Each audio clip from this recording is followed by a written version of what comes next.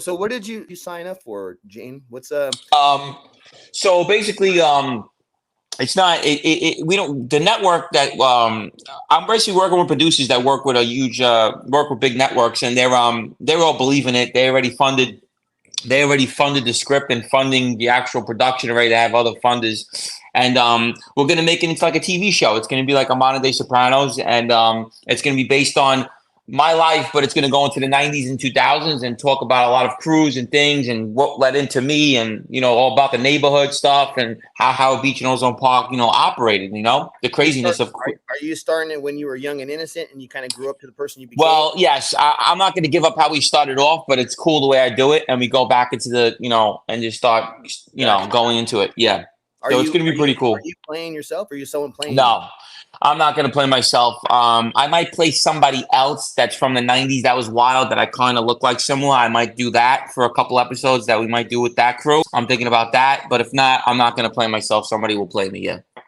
Okay. Hey, I got a surprise for us here. Watch this. Look at this. Shit. Original. Hey, got you the original like how I'm in the JC show right here. How I'm in the front and my name's not even on there. Look how young that guy is. Hopefully he does good with this. Good luck to you, young man up there. Oh shit! Look at that, Hootie. That's what that's a couple of years ago, man. Yeah, Anthony Russo, as well as our guest, and then of course M. Callie, who was Time out there. flies. Wow, look at that! Look at us doing them, as well as our primary. He's our permanent. Look guest, at Hootie. we'll that's look at Gene's right there. If he does a little bit better, then we'll put his name on the show, perhaps. Hey, see, we addressed it. And throw it on this chopped liver. That's cool. I'm not just an Italian Jew. That's what you don't fit in anywhere. I'm sorry, man. I can't tell you. My partner in crime, Anthony Hootie Russo. Take it away. Thank you, Jeff. Mikey, good to see you. All right, G. Gave you that special intro. You know you love the boys back in Brooklyn. I'm not a big fan, but I know you love them. He's got the Supreme Team hat. Put them up for you. He's in a insane asylum. Look how it's painted in there. We could not take you this show without one of the hottest guys right now on the internet. Shout out to Sammy. I mean, listen, he's old school. He's got stories people want to hear. Hey, he just won all types of awards, and you know what? He said, "Shout out to Sammy." Ain't that something? Yeah. Very first show, he had a feeling Sammy would end up hooking up with you. Hosts like us on podcasts that talk about the street stuff, but that don't lie. That stuff is coming out real. And that's one thing that I was happy to come on your show. You made me the first in-house guest, and I appreciated that. And that was Johnny and Gene's show. Hootie was the first guest on the podcast. Yeah, in the studio, right? That's right. Yeah. All right, here we go. Gene started all this shit. That's right, Johnny and Gene. That's why the government hates me. That I would ever thought. And no better guest than to have you, because I know there's no holding punches with you. And we're going to get right into it. Now, if the people at home understand, Gene Borrello is a big mentor right now. He's got a lot of things going on, helping children in the cities. He's working with Johnny A-Light on the other show. Yeah. A lot of things like that. This show's a little different. We try to help people. We're anti-bullying, but we're not a political show or a religious show. And we're going to go into Gene in depth that maybe some interviewers haven't, because I know him a little bit better. So he's not gloating because I'm asking the questions, and he's not going to lie. He's going to tell you the truth. So however you take it, just take it that it's honesty, raw honesty. That's right. So, Gene, we got to get Hootie back on. I go back with you a very long time. Even your namesake, last name, family, not even knowing your mother's side was Fat Andy. Didn't even know that at all. And I grew up in across the street from Fat Andy's house in the park that that's right. his sons ran. And I used to go get the fireworks from them in the arcade. He'd be selling the fireworks. I've never heard you talk in any other episodes how. With you're talking about the Hootie. Hootie they used to have a arcade by 88th Street Park, and he'd be in the arcade, and I was a kid going in there buying all the fireworks in the back, because they had like a back where all the fireworks were. Okay. Oh yeah. Now they have weed pens and shit like that back there. Yeah. About your uncle, but in the streets you never used his name to get out of trouble. You always handled your own business. and you carried your own name. You didn't use the Ruggiano name. You didn't use the Borrello name. A lot of people didn't even know that you were related to some of those Borrellos that were running around shooting at people in the 70s, 80s, and 90s. Remember, Gene, You know? about 3 weeks or so ago, we were doing a show, and you and I were chatting about, we made the point that most of the time you don't really know the first and last names of each and every guy. Right. Like, Of course. Yeah. Not know all those Right. people. You know? Right. Exactly. Yeah. And just like Hootie said right here, literally, I haven't seen this since like a month after we did this. So this is like 3 years ago. And Hootie's saying exactly just that there's people that didn't even know you were related to Andy, because you didn't, you weren't putting it out there like, hey, look at me. I'm Gene Borrello. You weren't putting it out there like that, which is what you were supposed to be doing, is keeping it. You don't. You're not supposed to throw names around. They hate that. You got to be your own man. If you start getting that as you doing that, they look at you like a punk. Yeah, my daddy can get me out of this. I've dealt with people like that before. Then they go, you know who I am? I says, no, I don't know who you are. You have amnesia? You have your license on you? Who are you? I says, let me find out. I don't know who you are.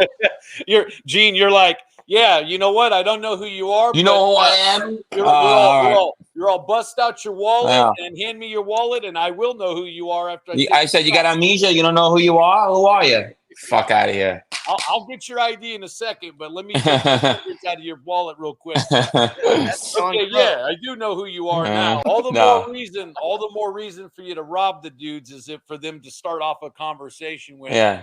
Do you know who I am? Yeah, the guy I'm about to rob. Yeah, that's right. That's who you are. You're some dude that's more famous than my average robbery victim. Right. Listen, that's just the way it is. That's the way it was. Gene's cousin was a little older than me, and he was a Mad Hatter in his time. My cousin, yeah. Same route Gene was going. So tell us a little bit about that, Gene.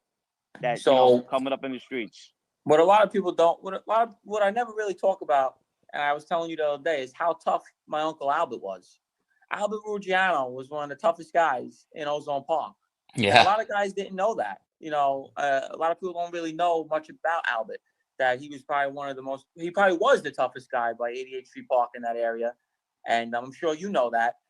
This guy was a knockout artist. He's one of the toughest guys around. And I never used any of their names. When I was coming up, I had to make a name for myself, which I wanted to do. I didn't want to be known as a privileged gangster, related to someone, or use their names to get out of, all the chaos I was doing. So pretty much, like I said, I know you since I'm a kid. I was selling drugs to you when I was like 15, 16 years old. And, I kept escalating and getting worse and worse. You know what happened. What you used to tell me. Man. Hold on. I know the phrase. Cops buy keys. That's right. No. Right. I remembered that phrase in one of your interviews. That was later on. What I seen in him as a young man was that he was going to be a hitter no matter what. Get out of the drug game. I couldn't sit still. He wouldn't sit still for nothing. I told him from day one. He was one of the only gentlemen that were allowed to come to my house. I never wanted nobody. Where my wife and children were, and my family. I never kept anything there. And Gene was one of the few that used to come visit me. And I used to tell him. I seen it from day one, and I was the witness. And anybody that knows me, that knows I grew up by his uncle's park, which he's talking about, his Uncle Albert, was probably the toughest guy that I knew. Forget about Ozone Park, Howard Beach, Woodhaven, East New York, City Line. There probably wasn't anybody that ever came into that park that ever wanted to fight against this guy. And I didn't even know that he was Fat Andy's son. And wise guys from all over would come to his softball games, to his pickup games, to his basketball games, anything like that Albert was having. I would see guys that I know today probably are skippers in the Gambino family, Bonanno guys that I know. Johnny A-Light was always over there. I didn't even know that he was Johnny A-Light's mentor at one time. I had no idea. And I had gained so much more respect for you, even though I knew you as a child and I knew you would stand up, that I knew. So your uncle was one of Johnny's mentors, right? In sports too, yeah. My Uncle Albert, he's my cousin, but he was so much older than me. I call him Uncle Albert. He was supposed to go pro baseball, pro boxing, everything. He was extremely talented, and very tough, Yeah, and I remember John saying something about Like he could have almost played college ball at one point. Yeah, he was phenomenal. Johnny Eli was a really good athlete. His kids are good athletes. I used to play sports with Johnny Eli's kids. They're fastest. His son Matt is one of the fastest kids I've ever seen in my life. He was on my football team. He was faster than everybody. It was insane how fast he was. It looked like he was getting shot out of a gun. He was just so fast. Literally. You know what, bro? Something I've noticed we all have in common is a lot of us did play sports. Like my junior year of high school, I'm right in the middle of the yearbook. I played like 4 different sports. And any of us, if we would have gone in just a different direction, we could have, like Johnny could have got a scholarship to go to college for baseball. I could have, instead of going to college on probation, I could have been going on a scholarship. Didn't you play sports too, Mike? I played sports. Yeah, I played sports. Yeah, I was big into it. I was the fastest kid in my schools until I got to high school, and I was like the 3rd fastest. Wow. Okay, you were moving. Good at our school. At 40 years old, I still ran the 40 in a 4.5, and I just did legs. Wow. With some kid. Wow, that's fast. I just seen a kid out there doing it with his father, and I just did legs. And I walked over and said, "Hey, can you just test me real quick?" And I did it at 4.5, and wow, that's at 40 years old. That's professional speed in football. Yeah. Mm-hmm. I was fast. They called me crazy legs. No wonder we all got away from the cops most of the time. Oh, I remember looking it from the police, bro. Fences, not even touching the fence with my hands. Yeah, I mastered the art of hopping up to the top of a fence, doing a flip over, landing on my feet, and continuing my running with 2 sirens coming this way. And, I got used to dodging helicopters, all that shit, bro. With some stolen liquor, because you just did a robbery. You used to rob the fucking store from alcohol. We're talking like 15, 16 years old. We'd run in there and grab all kinds of alcohol and run out and be chased by the damn cops. That's our heyday, Gene. Yeah. Never heard a Ruggiano name come out of you. And never. Never. And I knew that's the route you were going. I mean, you would come to me and tell me you were beefing with guys in the life, like serious guys. Like, people think that they hear these names in movies. We grew up with those names. And that's right. Every other week, I mean, there was somebody with a vowel at the end of the name in Howard Beach that you were stabbing, or they tried to stab you, or you were shooting at. And that's what people don't get about real street guys like you, Gene. Like, tell them how it is. If they come at you with a knife, you're going to come at them with what? A gun. Right. And you know what? I did this on there. Like, even your era was a lot more wild, a lot more shooters when you were younger. In my era, we were limited to guys that were really capable of doing that. So when I would come at them with beef, they didn't want beef. They'd call the cops on me because they didn't want to go to that level. You know what I mean? In the 90s, when my cousin Johnny Boy was running around doing his shit, unfortunately, he was killed because that era, everybody was just shooting and killing each other. You know what I mean? That's right. In my era, there wasn't many shooters that were shooting back. I'm going to be honest with you, And rest in peace to your cousin. I mean, I was in federal prison at the time, and if I was getting messages and they weren't even coming from you in the box. Wait, Hootie, wait. Yeah, that's the story we'll get to. We're going to get to that story. We're going to get to that story. I just beat the career criminal, the 20. Wait. Is this the part? For career?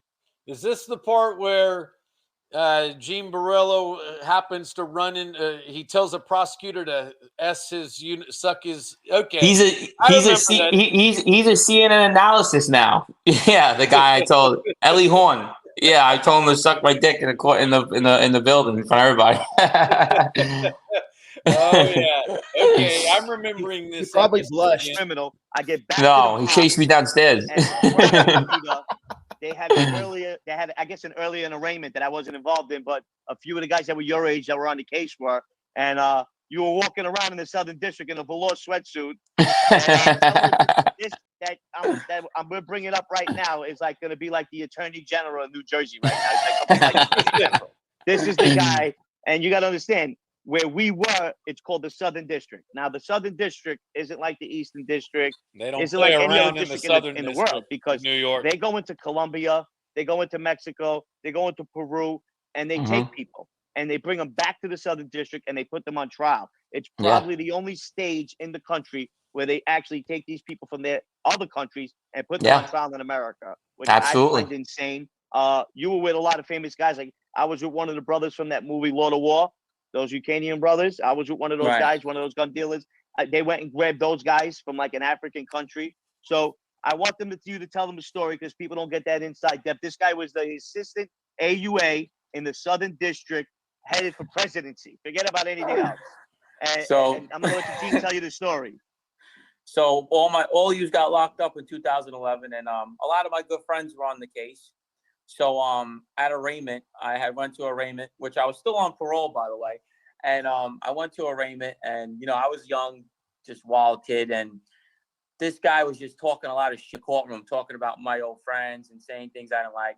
So as he was walking out the courtroom, I called him and I said, "Hey, I want to tell you something." I said, "You can suck my fucking dick right in the hallway in front of everybody," to the prosecutor. I remember going down the elevator. The guy comes in. They come chasing me downstairs.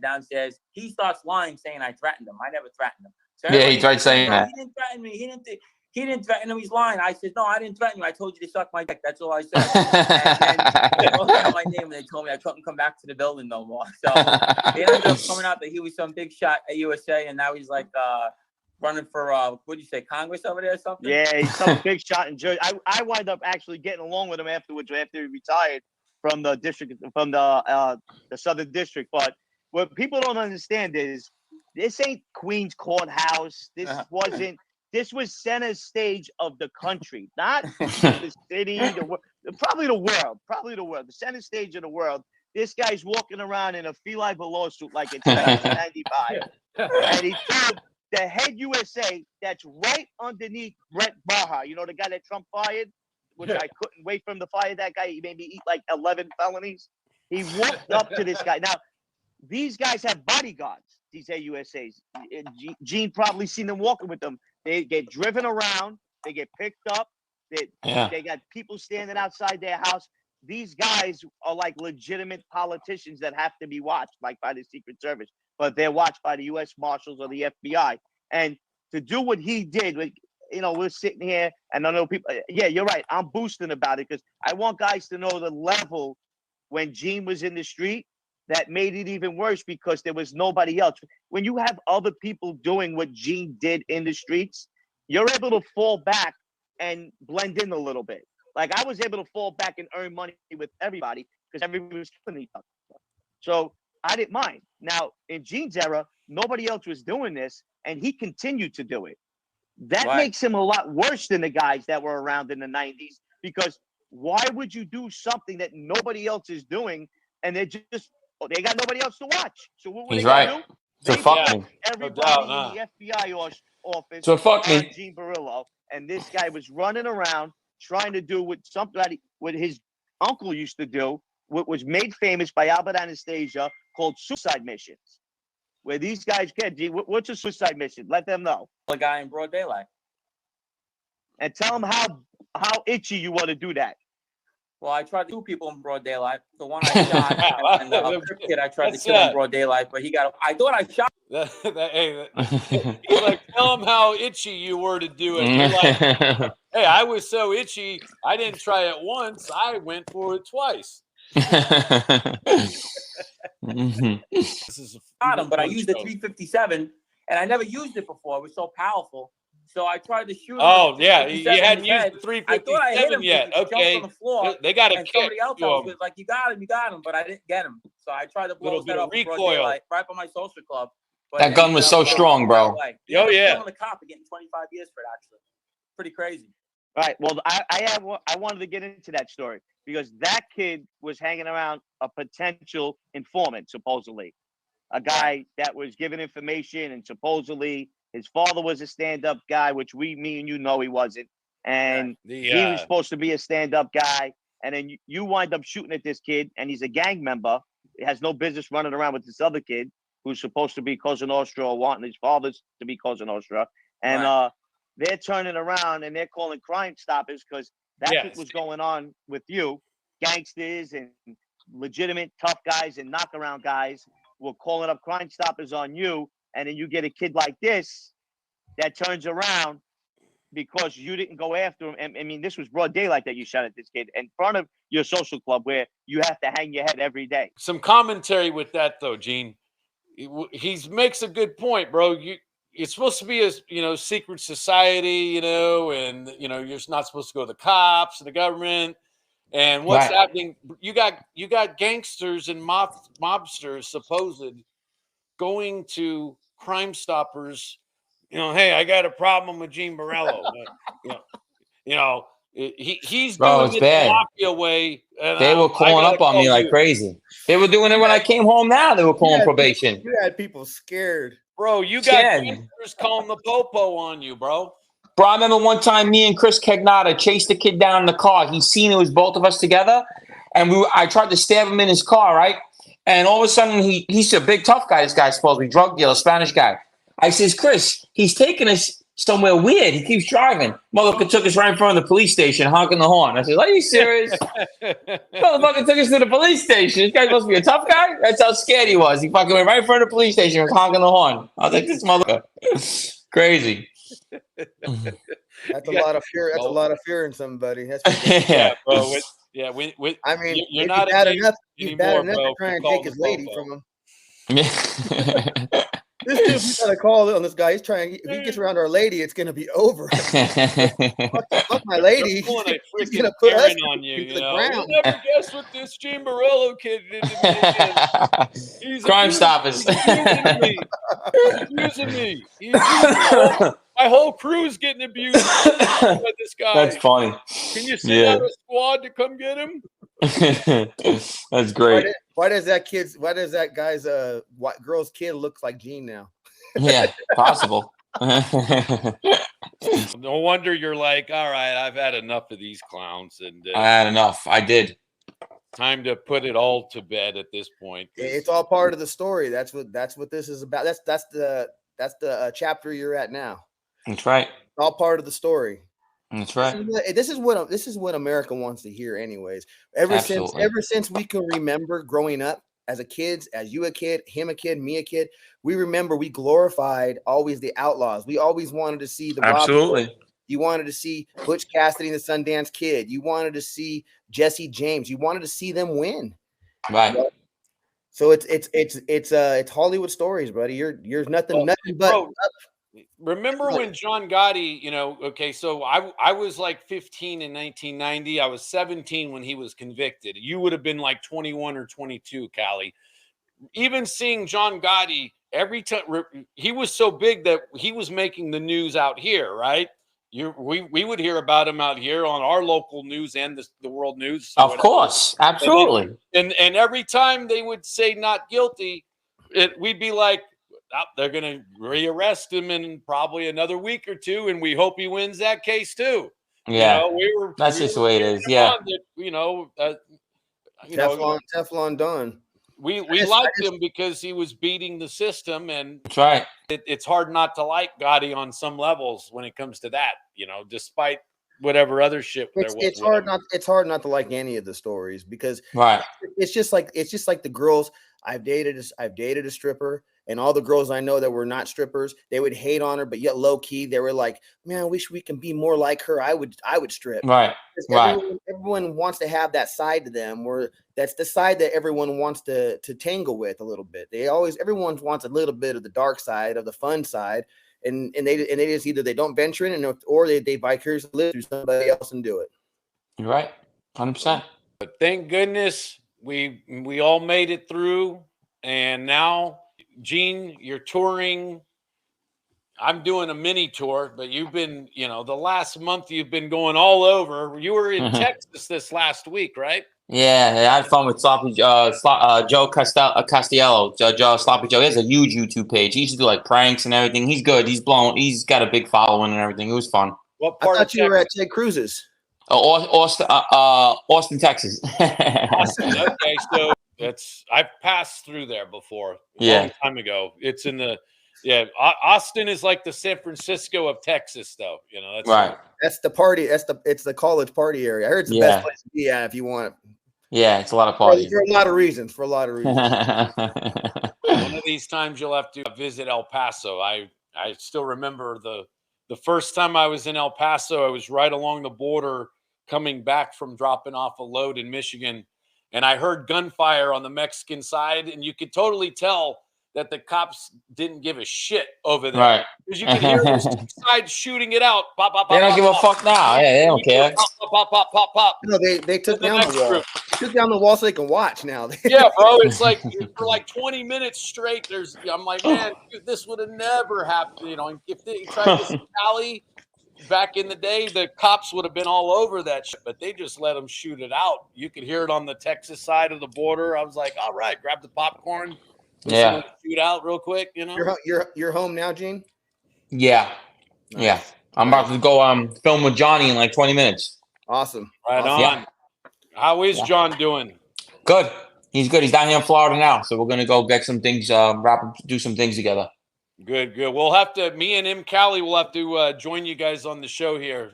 Absolutely. We'll have to do a birthday party, me and him together. His birthday's the day after mine. Really? September. Yeah. Okay. I'm October 1st. I think he's October 2nd.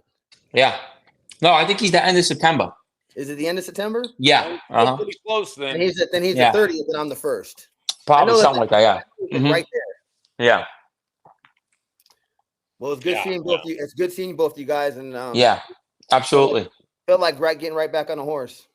Hey, for sure. Hey, we're gonna be doing a lot of fun stuff, and next time you're out here in Cali, we'll meet up, and I'll introduce you to our Casinos in Motion guys, and then when you're in Vegas, maybe you guys could meet up and absolutely.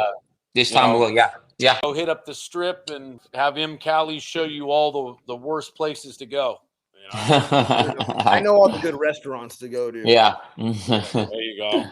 We got some stuff for sure, bro. Between all of us, though, you know what, Gene, M. Cali, we got a bunch of friends, Hootie, that's, he'll be back here at some point. John, patience has been a virtue. We had all the stuff we had to go through, your time, you're being told you can't do stuff, blah, blah, blah. Well, that's all over now. We haven't lost a beat. We're picking it right back up, and we're doing this better and bigger than ever, you guys. Absolutely. Like, share, subscribe, ring the bell, and then Gene and I will be back next week. And, of course, M. Cali's also, M. Cali, I would say he's back, but the truth is he never left. Right. The channels got put on ice for a minute. Now we're back, though, and the band is almost all back together. That's right. We gotta get Trump back on.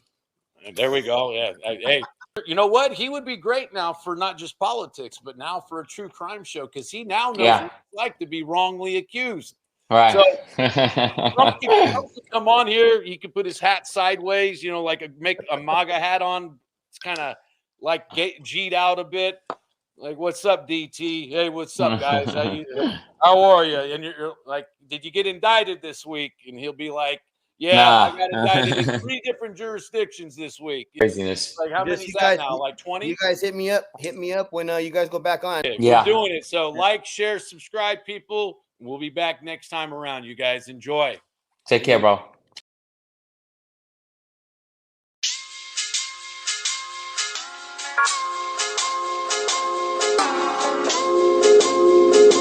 Bye.